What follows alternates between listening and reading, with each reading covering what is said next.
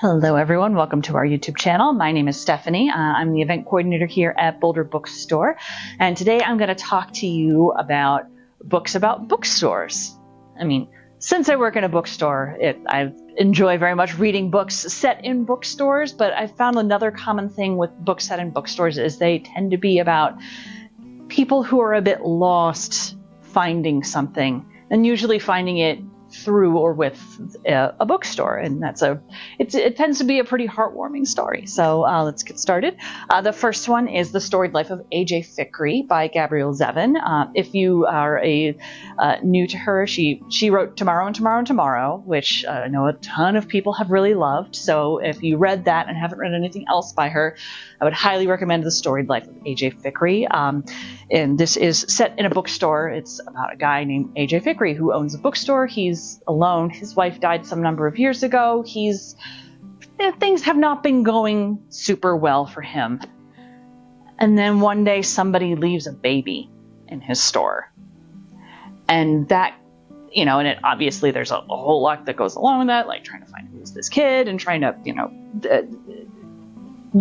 figure out what to do with this child. And ultimately he ends up keeping the child. But it's a really wonderful story about raising this child and being around books, and so many things that happen in it are things that I'm familiar with having worked in the book industry.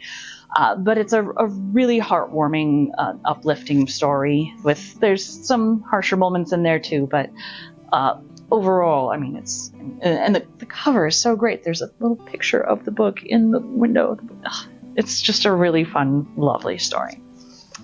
All right. The next one I'm going to talk about is The Door-To-Door Bookstore by Karsten Henn.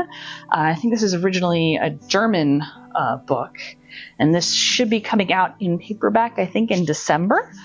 But this is about a man named Carl who has worked at this bookstore for pretty much his entire life. He's in his 70s. He lives alone, but he's relatively happy. And the main thing that he does is that the bookstore that he works at, he has a number of customers who like to stay at home, and he hand delivers the books to them. So he has his route where he packs up, he's got this little backpack on in the picture here. He carefully wraps the books in paper and twine and loads up his backpack and walks to everyone's houses to hand deliver them the books that they want. And one day, as he's going on his rounds, this young girl shows up.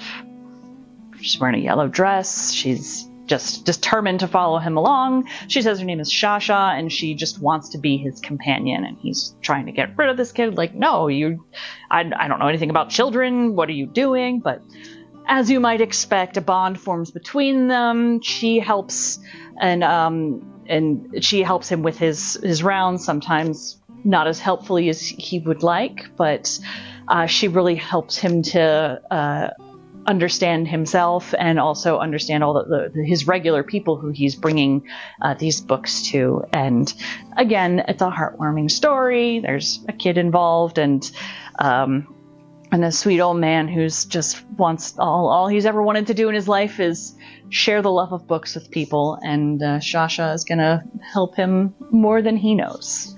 So, very fun book, and look for it in paperback soon.